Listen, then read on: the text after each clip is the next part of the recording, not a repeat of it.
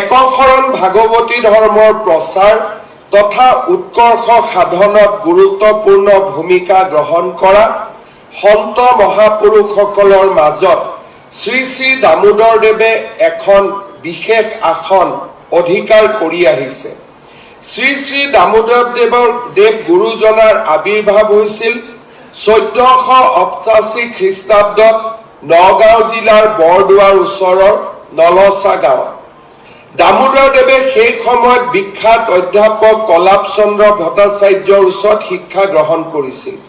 কিছুদিনৰ ভিতৰতে তেৰাই নানা শাস্ত্ৰ অধ্যয়ন কৰি বেদ বেদান্ত গীতা ভাগৱত আদি শাস্ত্ৰ প্ৰগাঢ় জ্ঞান অৰ্জন কৰে।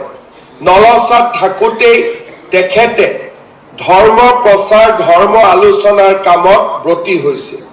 দামোদৰদেৱে 17 বছৰ বয়সত হাজোৰ ওচৰৰ ৰত্নেশ্বৰ গাঁৱত কিছুকাল বাস কৰে। কিছুকাল হাজোত থকাৰ পিছত ভটিয়াই গৈ তেৰা পাটবাউসী পাইগৈ আৰু তাতেই মহাপুৰুষ শ্ৰীমন্ত শংকৰদেৱৰ সৈতে তেৰাৰ পুনৰ মিলন হয়। পাটবাউসীতে মহাপুৰুষ শ্ৰীমন্ত শংকৰদেৱ, মাধৱদেৱ, দামোদৰদেৱ আৰু হৰিদেৱে একেলগে বহি ধৰ্মালোচনা আৰু শাস্ত্ৰ আলাপ কৰিছিল বুলি আমি সকলোৱে অৱগত। পাটবাউসীতে মহাপুৰুষ শ্ৰীমন্ত শংকৰদেৱে কীৰ্তন পুথি ৰচনাৰ কামো সামৰণি পেলাইছিল।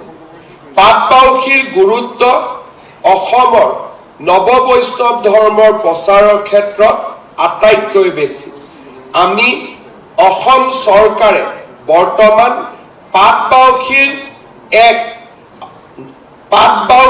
এক অনন্য ৰূপ দিবৰ বাবে মহাপুৰুষ শ্ৰীমন্ত শংকৰদেৱে প্ৰতিষ্ঠা কৰা সত্ৰ আৰু দামোদৰদেৱে প্ৰতিষ্ঠা কৰা সত্ৰ দুইখনতে আমি এটা অনন্য প্ৰকল্প ৰূপায়ণৰ কামত আগবাঢ়িছো, যি অহা 6 মাহৰ ভিতৰত সম্পূৰ্ণ হ'ব।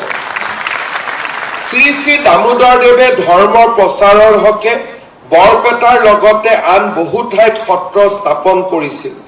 এই সত্ৰসমূহৰ ভিতৰত কোচ ৰজা নৰনাৰায়ণৰ পুত্ৰ লক্ষ্মী নাৰায়ণৰ সহযোগত স্থাপন কৰা তৰুৱাধাপ বা গোবিন্দপুৰ সত্ৰই শ্ৰী শ্ৰী দামোদৰদেৱৰ ঐকান্তিক ধৰ্মানুৰাগৰ দিশটোক প্ৰতিফলিত কৰে।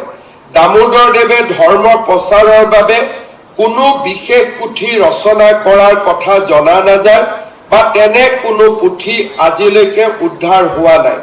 অৱশ্যে মাজে সময়ে ভকতক উপদেশ দিবলৈ আৰু নিজ মনৰ আধ্যাত্মিক শান্তিৰ বাবে দুই এটা আত্মাতত্ব সম্বন্ধীয় গীত তেৰাই ৰচনা কৰিছিল।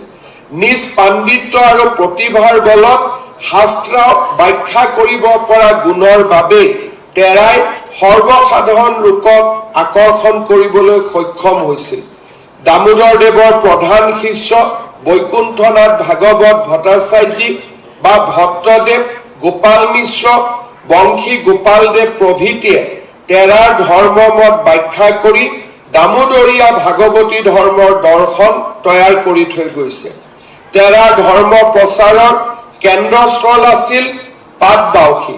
ভাগৱতী ধৰ্ম বিষয়ত অগাধ পাণ্ডিত্যৰে তেৰাই অসমীয়া গদ্য সাহিত্যৰ জনক ভট্টদেৱক সাহিত্য সাধনাৰ বাবে অনুপ্ৰেৰণা যোগাইছিল। তেখেতৰ অনুপ্ৰেৰণাৰ সুফল হিচাপে ভট্টদেৱে ৰচনা কৰা কথা গীতা আৰু কথা ভাগৱত বৈষ্ণৱ সাহিত্যৰ অমূল্য সম্পদ ৰূপে বিবেচিত হৈ আহিছে। 1598 খ্ৰীষ্টাব্দত বৈকুণ্ঠগামী হোৱাৰ আগলৈকে নৱ বৈষ্ণৱ আন্দোলনক গতিশীল কৰি তোলাৰ বাবে অহো পুৰুষাৰ্থ কৰি শ্ৰী শ্ৰী দামোদৰদেৱে এটা তেখেতৰ প্ৰপন্ন শিষ্যসকলৰ সৈতে বিশেষ ধৰ্মমত নিৰ্মাণ কৰিছিল। দামোদৰীয়া ধৰ্ম আদৰ্শৰ মূল হৈছে ভাগৱতী ধৰ্ম। ভাগৱতৰ মূল কথা হৈছে ঈশ্বৰত বিশ্বাস আৰু জ্ঞানলব্ধ দাস্য ভক্তিৰ দ্বাৰা সম্পূৰ্ণৰূপে আত্মনিবেদন।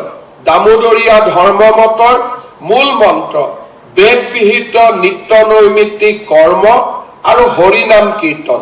তেনে এনে এগৰাকী মহান মনীষীৰ প্ৰতি আন্তৰিক শ্ৰদ্ধা জনাই তেৰাৰ নামত এনে এটি আধুনিক প্ৰেক্ষাগৃহ নিৰ্মাণ কৰিবলৈ পাই আমি সঁচাকৈয়ে আনন্দিত।